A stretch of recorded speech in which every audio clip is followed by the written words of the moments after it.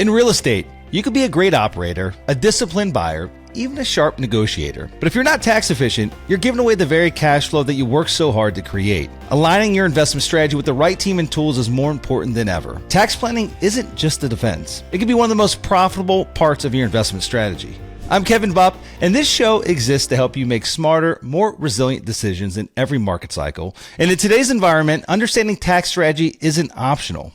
It's a core part of building durable, predictable cash flow. And so today's show, we're going to be unpacking the following. We're going to talk about how cost segregation studies actually helps to shape your investment hold periods, the overall business plan of a respective deal, as well as your exit strategy. We're going to talk about the real audit risks that investors don't understand, and why documentation and financial organization matters more now than ever. And then lastly, we're going to cover some of the more advanced strategies that top operators can leverage in their business today. And to help us break it all down, I'm joined by someone who sits at the intersection of tax strategy and real-world operating experience. Kim Lochridge, who is the Executive Vice President at Engineered Tax Services, which is a firm that completes more than 800 cost seg studies each and every month. And just a little fun fact I'd like to share with you. Kim actually shared this offline before we started recording that she first invested in mobile home parks after listening to my podcast many years back, and agrees that mobile home parks are one of the most tax efficient real estate investments that exist. So with that, Kim, welcome to the show. Thank you so much. It's great to be back. It's been a while. It has been a while. I was looking back. It was like 17 or 18. So many, many years ago, a pandemic ago, right? Lots of changes that have happened over those last 7 or 8 years. But, excited to have you back here. And, I guess one thing that hasn't really changed all that much is the benefits associated with doing cost seg studies. So it's excited to have that conversation with you here today. I guess I'll back it up a little bit for those that aren't familiar with you, Kim. Maybe just I'm going to throw it back to you for a minute or two and tell us a little bit of background of yourself, who you are, and what ETS does. Yeah, fantastic. I appreciate that. So my name is Kim Lochridge. I'm the Executive Vice President of Engineered Tax Services. We are the largest specialty tax provider in the United States. We run cost segregation studies as well as research and development tax credit studies, and we also do energy certifications for new construction projects. The basis of this, I've been a real estate investor since the late 90s. I've been with this firm since 2009, so going on 17 years now. And I am on the tax and sustainability committees for the Real Estate Roundtable in Washington, D.C. That group is the largest lobbying group for real estate in the country. And collectively, the members of that group own 72% of all real estate in the United States. I'm happy to be on the show and share some of that expertise with you all. Yeah, no, I appreciate that. And so, cost seg studies, I guess, I've been a real estate investor for 25 years now. I didn't know what a cost seg study was until back in 17 when Trump passed, as part of the Tax Cuts and Jobs Act, 100% bonus depreciation. Obviously, that came on our radar at that point in time. We're on mobile home parks. As you know, mobile home parks are very tax efficient, especially when you get a cost seg study done on them. But, prior to that, I was not familiar with the concept. And it seems as though, I guess, probably the general retail investor really wasn't. It wasn't a normal part of our nomenclature. It wasn't discussed. You didn't have multiple podcasts talking about the topic. And if you did, I didn't hear them. I didn't know anything about it. So podcast. Yeah, I know. What are podcasts? That's really funny. This isn't something new. Cost seg studies have been around for how long? Give us a little bit of a background, because this isn't just a new thing since Tax Cuts and Jobs Act came about. This has been going on for many, many years. What's interesting is bonus depreciation actually has been around since 2006. But in 2006, it was reserved for new construction projects or new money spent, like improvements or whatnot. And it was only 50% bonus depreciation. And then it wasn't until the Tax Cuts and Jobs Act in 2017 that we ended up getting that expanded to used property, not just new construction, and then also, increased to the 100% bonus rather than 50. So that was a huge change. And that's when I saw it really hit mainstream. Rocket fuel, pretty much. Yeah, we've been doing cost segregation studies. Our company's been around since 2001, so long before the bonus depreciation ever came about. Well, for those that aren't familiar with what a cost seg study is, let's break down some of the mechanics of it and talk to us like we're a second grader. No offense to those that are already well informed of what a cost seg is, but just again, give us the basics if you would. Yeah, basics. If you don't do a cost segregation study, you're putting your property property either on a 39-year or 27.5-year schedule, depending upon the purpose, whether it's commercial or residential. When you do a cost segregation study, we get to carve out, instead of just appreciating that entire building on one line item, we're carving out a lot of the assets inside and outside the property to allow them to go into faster buckets so that you can get more depreciation. So instead of just having the whole property being, depreciated over 27.5 years, now we would have different buckets. We'll have like a 5-year bucket or a 7-year bucket or a 15-year bucket.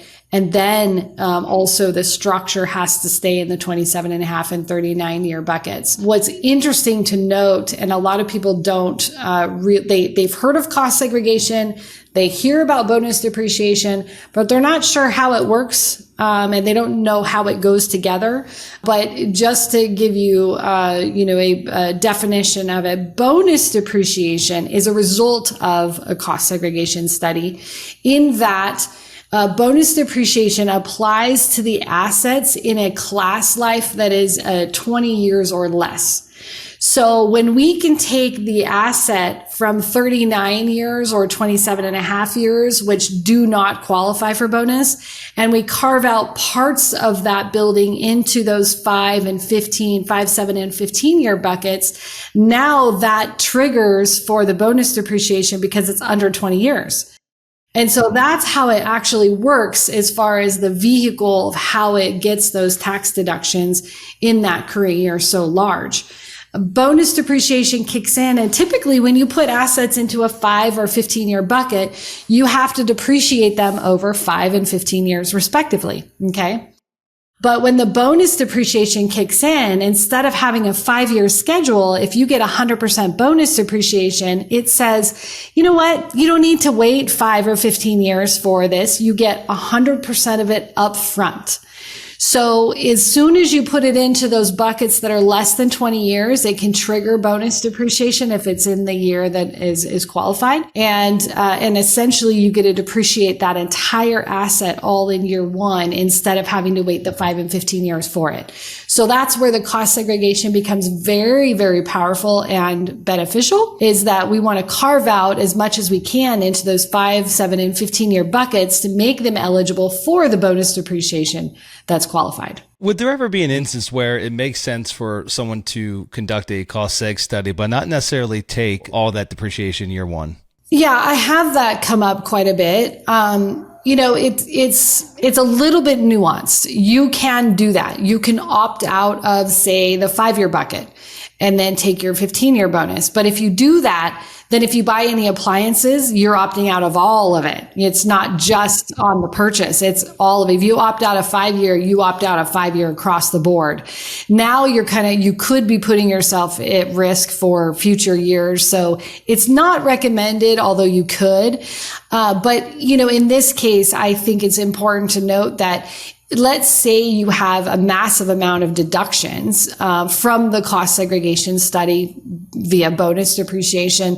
And hypothetically, let's say you have $500,000 worth of losses or deductions from the cost seg, and your income's only $300,000. Well, you can use the $300,000 to offset your income, and the other $200,000 rolls over as a carry forward loss, and it offsets your income for next year. So even if you can't use it all, you don't lose it. And the nice thing about that is that you don't really have to pick and choose what you want bonus on. You just take it all, claim it. It's on the books as a tax asset, and then you can carry it forward what you don't use. Give us a better understanding. I guess in an instance where it might not make sense for someone to take it, in that it helps them maybe the calendar, this tax calendar year, but ultimately maybe they don't decide to hold that property for a long time. I mean, like, it doesn't.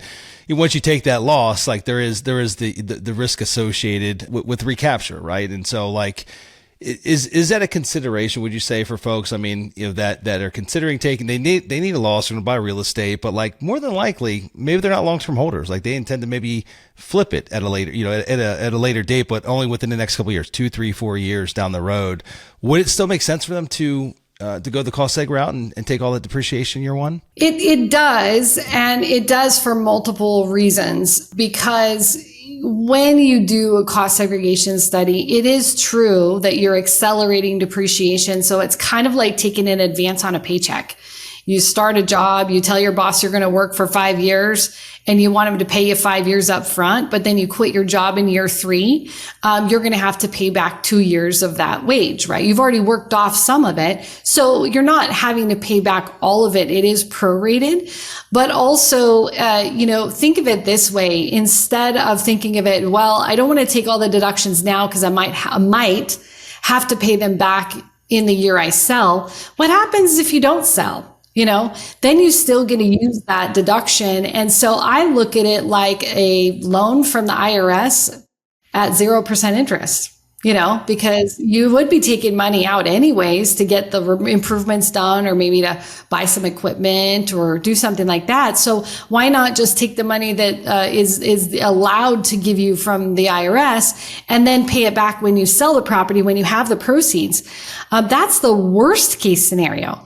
But one of the other things that you could do to offset and not have to pay that recapture back is that you could just do a 1031 exchange out of it in year 5, or year 4. Now, I like to flip my properties. I'm in wealth building mode. And so I don't ever buy a property and hold it forever. That's one of the worst things that you can do for wealth building, because you have so much phantom equity that gets stuck in those properties, and your buildings are going to continue to deteriorate, right? So I like to flip mine every 5 years, take the depreciation, and then go into a bigger property with more cash flow and continue to build my wealth, instead of, I'm going to buy a property for each one of my kids. And then when I'm dead, they're going to have something that's 30, 40, 50 years old that they're going to go, really? Do we want this property? I want to continue to build something so that it's worth a lot more, because they'd rather have the cash, right, than the properties. So yeah, I think there's a huge, your question, do we take that into consideration? Absolutely. I would never suggest doing a cost seg study and then selling a building without conferring with your CPA and running a pro forma before, to know what the tax liability is going to be, and for you to weigh your options. You can always 1031 into a DST at the end of your life, if you don't want to own property anymore. But also you can do a lazy 1031 exchange, and still offset the income. So there's so many different ways to get around it, even with short-term holds. I would highly recommend doing the cost segregation. And also the other factor that we haven't talked about is the partial asset disposition, because if you're doing, chances are you're not going to sell a property in just a couple of years without doing some CapEx to increase the value of that property and increase the equity you have. So when you're doing improvements, you're removing assets from the existing building, right? So I'll give you an example of partial asset disposition. You buy a building, it has a roof. That roof is a 39-year asset, say. And then you turn around and in year 5, now you bought that building, it was new to you and you spent a lot of money on it, but it was 20 years old. And so in year 5, you have to replace the roof because it's deteriorated and maybe that was original. Well, what happens when you do not have a cost segregation study to segment all the assets in that property, you're going to depreciate the entire building on that 39-year schedule, and then you're required to capitalize the roof. Okay. Now you have 2 roofs on your books, one of which doesn't even exist. So partial asset disposition is extremely valuable because, going back to the recapture topic, recapture is not only the gain from the sale, but it's also the accumulated depreciation that you've brought along the way.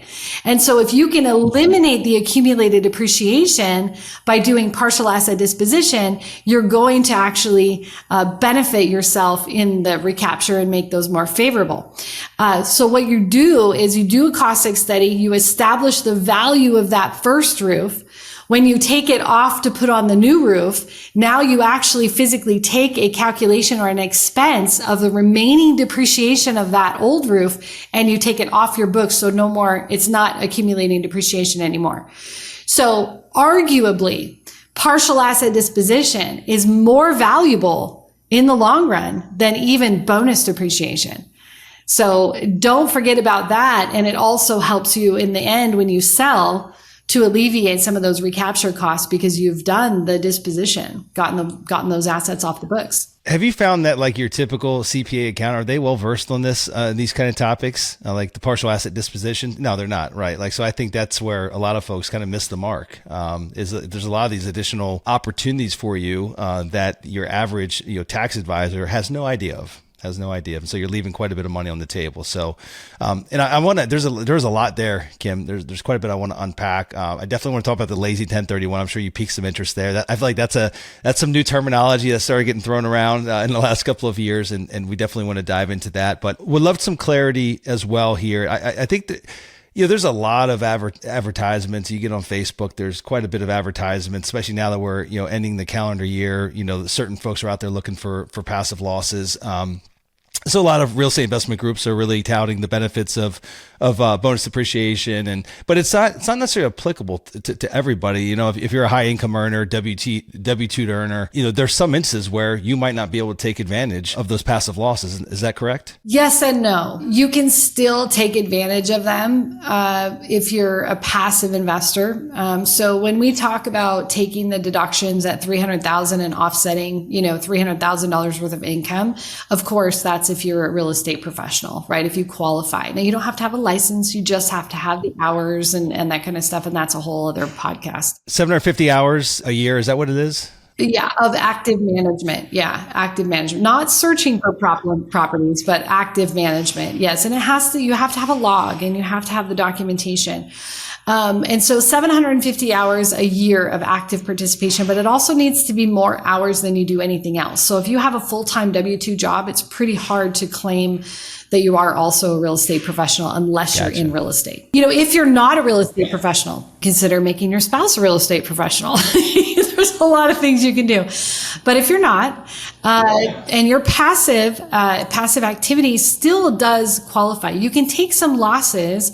And if you have other passive activity, you can group the passive losses with the passive income. You can group those together. Okay. So if you group those together, that ultimately allows you to take those in the bucket. So in your tax return, think of two different sides of your tax return. You have your active or ordinary income, usually your W-2, right? And then you have your passive things that are, investments, stocks, those types of things. Real estate investing if you're not a real estate professional. What happens, there's a line down the middle and you can't cross the line. So if you take a bunch of passive losses over here, it's not going to offset your ordinary income. Okay. So they're different buckets with that line separating. What happens when you become a real estate professional? It makes that line disappear and now everything melds together. That's why your losses offset your W-2. Okay. But if you're passive and it has to stay on the passive side, then the losses stay on that passive side. So if you have other passive income, you can group those activities together. And so therefore you can use the losses, but also, you may not, usually my passive investors will eat through the deductions in maybe 2 to 5 years, depending on their situation, depending on how much income they're making. But, so it is very helpful to offset that. And so it elongates, the bonus depreciation, but it gives you a tax asset that you're carrying on the books. And so let's say, for instance, you have $300,000 worth of losses sitting on your tax return in your passive side, and you have a bunch of money that you want to get out of, like an IRA, you want to do an IRA conversion, you're going to have to pay tax on that IRA conversion. But if you have these losses and you bundle those together, you might be able to offset the gain. So it becomes a tax strategy to have those losses on your books, to be able to play with them and see, what can I do? Maybe I can go flip a property real quick and make, 50, 60, 100,000 or $1 million, whatever your flips are making. And then you turn around and flip that property. And now you have that as your passive. And now you can offset that with the cost seg. So you really want to get strategic about, don't just throw the baby out with the bathwater and say, just because I'm passive, that I can't use cost segregation, because it's completely untrue. You just have to get smarter about it. At some point, you're going to find a use for it, right? It doesn't go away. It's there for you when you need it. Well, and one other point, and this is, I think, the biggest point when you're a passive investor, and this is the point that 90% of the CPAs do not tell their clients, and they miss this, is that let's say you are carrying $300,000 worth of losses from your cost seg study. Okay, let's just say you're carrying them year after year after year, and then you go to sell that property. Guess what? That $300,000 gets unlocked. It offsets your gain and it offsets your ordinary income. So you will eventually benefit from it. It just takes a little bit longer if you don't have the real estate professional status. So think of long term. Don't just think of right now. What is this going to do? Think of the partial asset disposition. Think of having the benefit, that Bible for your building that breaks down all your assets, being able to do improvements and take those assets off the books as you go, minimizing your recapture, and then turning around and opening up all those losses to your ordinary offset as soon as you sell the building. So it could be a very, very strategic plan for your taxes. And I know this is a little bit of a loaded question, but what is the typical cost of a cost seg study? Yeah, loaded. You're right. Very loaded. I get it. Maybe a range. And let's make the assumption. Let's make the assumption we're talking. I guess it doesn't necessarily matter the price point of a property. A lot of it's the size and type of property is, and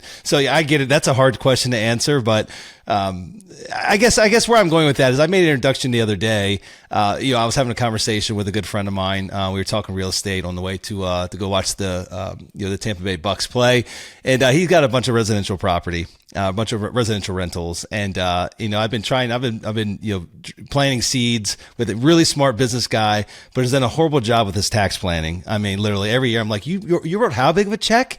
What is wrong with you? And he strategically tries to go buy real estate. He's trying to be smart, but he's starting to really see the light, as him and I have conversations every year about what I didn't pay in taxes, what he did pay in taxes, and he's wondering what he's doing wrong. And so he's like, well, do you think it would make sense? Do you have someone that you could recommend that does cost seg studies? I'd like to look at getting maybe a couple of my residential rentals, get a study done on them. And I guess, the question he kind of posed is like, based on the cost of the study, does it make sense maybe to even do it on like call it one of these properties he's bought as a $600,000 property? Does it make sense at that point in time? It makes absolute sense. I typically still do. I mean, all day long, I have clients that are buying properties for $80,000, $90,000 still in like Detroit, and we're doing a cost seg study on them. So a property that's $600,000, let's assume that it's a single family home, right? Let's just assume that it's single family home for a rental, whether it's short-term rental or long-term rental, $600,000. If you pull out 20% for land, that leaves you a basis of $480,000.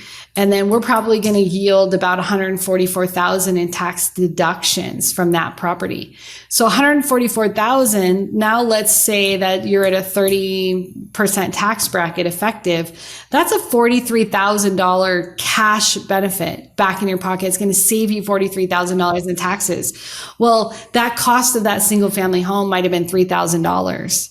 So 3,000 divided by 43,000, I think the return on investment is pretty damn good. I would do that deal any day. So that's how it pencils out. And, let's say you're buying a mobile home park, right? And it's $2 million or something. You're probably looking at maybe 4,000, maybe 5,000 for a study. We look at three factors. We look at location, because labor in LA is more than labor in Ohio, right? So we look at location. We look at a property type. Like a medical office building is going to take us a lot more time than going through a storage warehouse. And then the square footage, because 100,000 square foot building is going to take us a lot longer than a 3,000 square foot building. So those are the three factors. I would say on average, commercial property is going to be 4,000 to 8,000, depending on all of those factors. And then a single family home is going to be about 3,000, give or take a couple hundred. Please don't quote me on that. There is a variance to it. Don't say Kevin said. As we said, loaded question. So yeah, there's a range, guys. There's a range. Yeah. Reach out to Kim if you have questions about your specific, property type or property that you own. Yeah. And be really, really careful with the software-based studies that are out there right now. There's a lot of companies popping up that haven't been around for very long, and they came up through COVID and they started a business, and they're either doing virtual site visits or not a site visit at all, or they're sending like an appraiser or a photographer. That is not a qualified building professional. So be really careful, buyer beware. The IRS still says you have to have an in-person site visit. They only allowed the virtual site visits during COVID. Now that COVID is over, you have to prove that you had an in-person site visit by a qualified building professional. So please, please, please these don't get taken for one of these software based. It's not a real breakout. You cannot calculate the partial asset disposition later on. You need a full blown engineered based study with an in-person site visit and make sure that the detail is in the final report. So it's very, very important. You guys offer, free cost benefit analysis, right? I mean, so if folks have questions, if they got a property, they get an idea what it might cost them, or just generally how beneficial it might be for them to do a cost X study. You guys provide that info. I mean, you provide that service. Of course. Absolutely. Let's keep the real estate investor hat on here. So you just mentioned mobile home parks. You know, I love mobile home parks. They're incredibly tax efficient. I would argue probably one of the most tax efficient. However, there's a couple others that kind of fall into that same bucket as well. And so I know that you're an active investor. I believe that in addition to mobile home parks, which you've invested over the years, you've also purchased gas stations and car washes. What are like the top, if you had to make a list of the top 5, highest tax advantaged asset types, would those 3 fall in that bucket? And if so, then what are the other 2 that you'd put in there? Yeah, great question. And I get this a lot. So the top benefits from cost segregation by property type is what we call this. And that would be number 1 would be gas stations and car washes tied for number 1. Okay. That's because those property types, if it meets a criteria, has special rules that date back to 2011, and a lot of CPAs miss it. So those are the best ones to do. Give you an example on a $1 million car wash, pull out 20% for land because land is not depreciable. That leaves you with a basis of $800,000. That entire amount goes into a 15-year bucket for the special rules, which qualifies it for bonus, which means that you get an $800,000 tax deduction in year 1. So then you wonder why there's car washes popping up on every single corner in every single state and every city. So that's the first one. The second one would be mobile home parks, and RV parks. And simply because there's usually not a lot of structure and mostly infrastructure in the, in the ground, all of your electrical, the pads, all that stuff. So that typically will yield somewhere between 62 and 95% usually in the cost seg study results. Third would be medical office buildings. I would say, self-storage would be number 3. Self-storage, the all metal building self-storage would be third. Fourth would be medical office buildings. They do have a lot of mechanical, electrical, and plumbing, especially surgical centers. So those would be number 4. And number 5 would probably be a mix between office, multifamily, distribution centers maybe. So they would all kind of fall in that last category. And then the worst would be like a straight up storage warehouse that really doesn't have a lot of finishes in it. Not manufacturing, that's different, but just basically just a box, Got it. If fair warning, everybody, car washes are good investments. I've actually got some personal money in some car washes, but I live in Florida. You literally see there's got to be at least 3 for every mile going down a major corridor, and some of them are suffering now. And so, to your point, just because the tax benefits are great, might not. You still got to underwrite the deal, make sure that the economics work, and that it's a good viable investment, and not just because it's got good tax benefits. So. There's maybe some folks out there, Kim, that would still do it just for the tax benefits, but I would say try to make sure that the investment is solid as well. I always just tell people, like, if the deal does not pencil out on its own without the tax benefits, then don't do it. I mean, the tax benefits are a cherry on top, but tax rules change, things, anything can change. So just be very careful. We kind of share the same sentiment with like when we're underwriting deals. If it only makes sense with like, full term interest only, the deal can't stand on its own with like a fully amortizing loan, like not necessarily pass, but like, like if you're having to financially engineer something to barely make sense, probably doesn't make sense. Probably move on to something else. So you've had your own personal experiences. You've gone through, what most of us would perceive to be as a nightmare. Some of us that are probably tuning in here have gone down this road, not by choice, but you've been audited. And so you've been down this path. You've dealt with this personally. Any insights that you walked away from as a result of that audit? Any advice that you could give listeners that might find themselves in a similar situation? Yeah, my audit was a little bit different than a traditional audit. Usually people will get an IDR with maybe 4 or 5 topics that they want to check in your, or a question. And mine was a full research audit, and the IRS calls this a community service. And that's because it is so elaborate. These types of audits are extremely nuanced. They want every receipt for every deduction for every line item on every page of your tax return. And I had to provide an enormous amount of documentation. I had 2 mobile home parks, over 100 tenants, multifamily, 800 doors. I had a ton of rentals, short-term rentals, long-term rentals, commercial property, about 50 K1s that came into my tax return in addition to those, direct owned. So there was a lot. And, it took me about 6 months to get through it. She told me it'd be 9 months to a year. And it was because of the record keeping. So I will tell you, there were some long nights going through boxes of receipts to make sure I had everything. But having a good set of books, it saved me. It really did. I looked at my husband and I told him, I'm like, man, well, I called my attorney first and I said, I got this IDR and I was like, there's some information on it. I just figured it was a regular audit. And he's like, no, Kim, this is a research audit. He says, in my 35-year career, I've only had one other person who's had a research audit. And to defend you on this, I'm going to charge you $20,000 just to defend you. And I was looking at all the IDRs and the information they were requesting. And I'm in tax, right? I don't do tax returns, but I know enough to be dangerous. And I was like, I'm going to take my chances. So I didn't hire him to do my defense.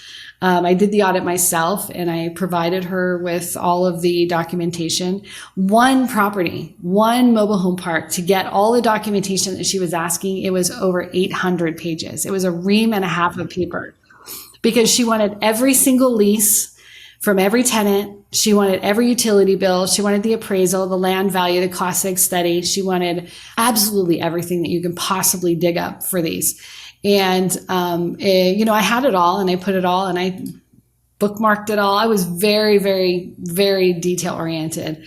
I just laid it out and literally walked out of there. And I told my husband after this, I said, if we walk out of this audit owing less than $25,000, I will be happy because I'm a very aggressive tax filer, so I was a little bit worried. But we ended up walking away writing a check for $1,200, and only because my CPA made a $4,500 mistake that I found. And so everything was documented and I was super thrilled. I could not write that check fast enough.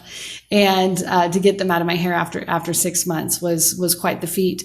But my advice, to that story is that, a lot of people don't take their record keeping seriously.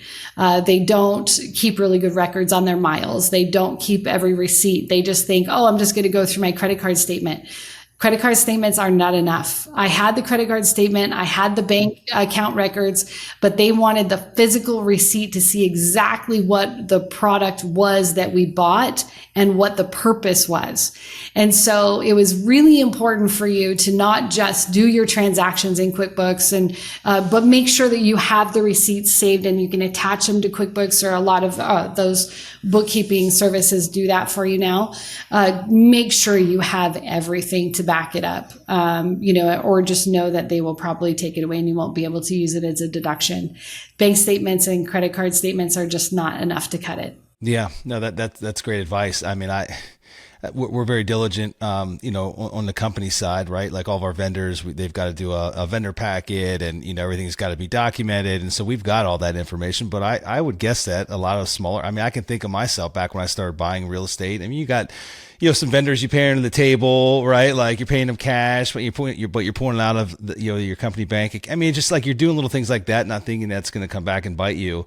And ultimately, how many of us hold on to physical receipts, right? When we're running a small business. It's just, I would like to think that most of us are diligent enough to do that, but I just know that that's not the case. And those receipts get thrown in the trash can. We don't scan them. And then I can imagine the headache that unravels and unfolds when you go through an audit like this. So were you made aware of like what the red flag was? What threw up the red flag? They don't tell you. They'll never tell you why you were triggered an audit. But what we do know, if there's anything in your tax return that doesn't quite add up to whatever was sent to them. So if your W-2s don't add up, another small mistake that my CPA had made, and I didn't catch it, was an $11 mistake. $11 mistake on the first line item, which was wages.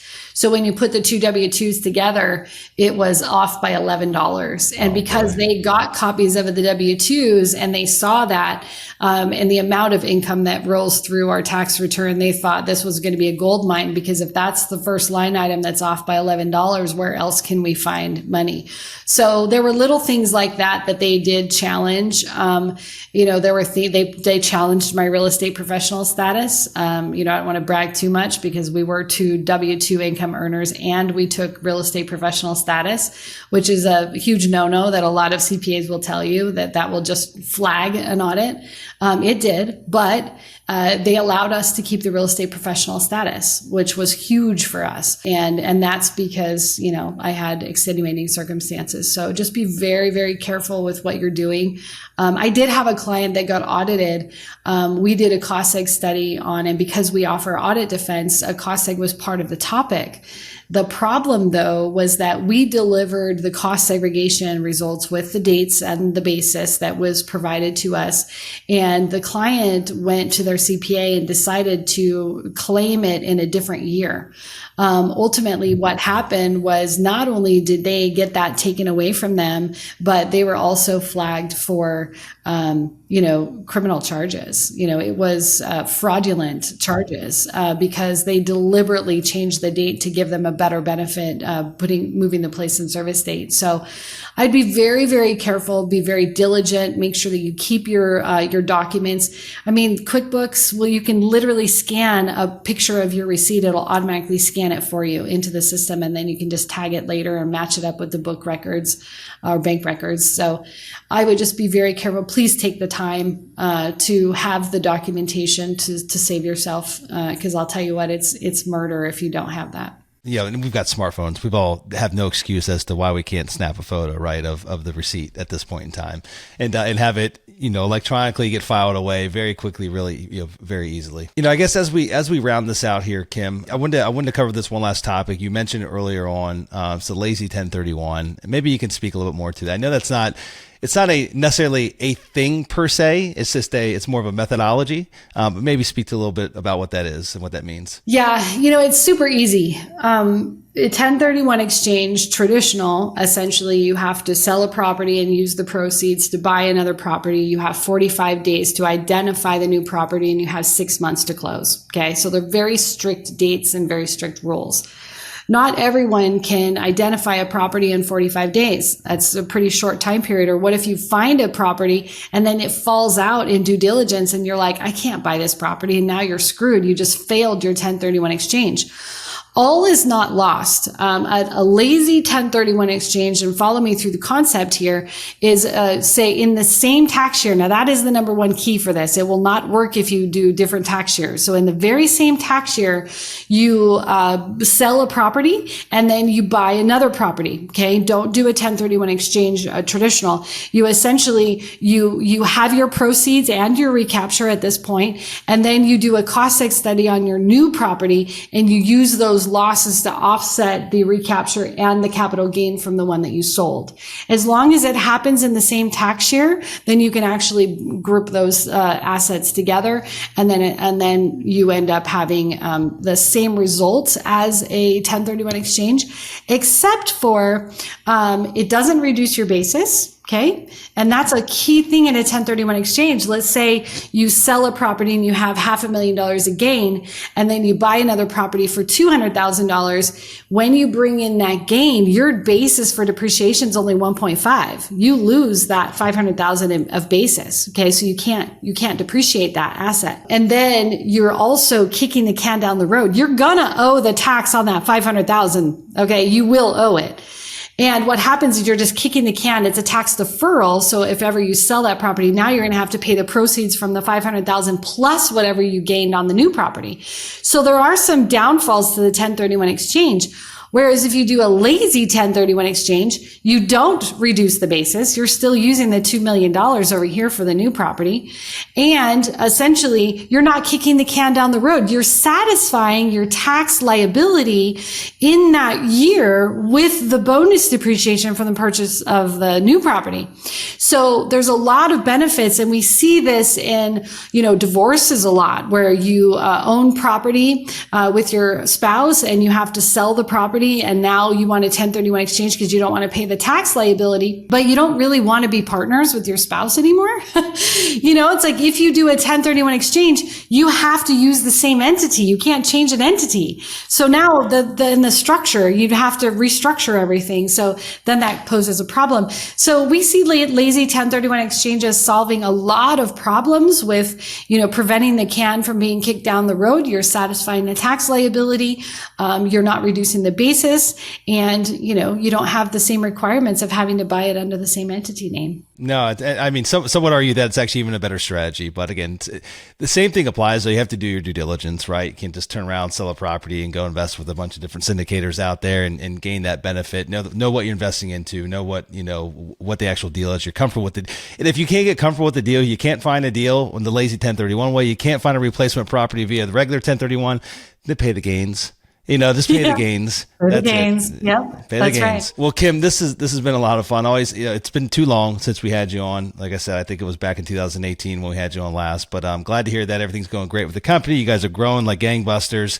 Super busy, and glad to hear that everything turned out well with the audit. That's a moment in your in history that you won't forget, I'm sure, and a little bit of scar tissue there that will never go away. But you're stronger because of it. So before we wrap things up here, just want to give you an opportunity for any final thoughts you might have for the audience, any investing advice, tax advice, words of wisdom, whatever it might be, before we say goodbye. Well, I do have a piece of advice, a quote that I always use in all of my presentations, and I think it's a good one.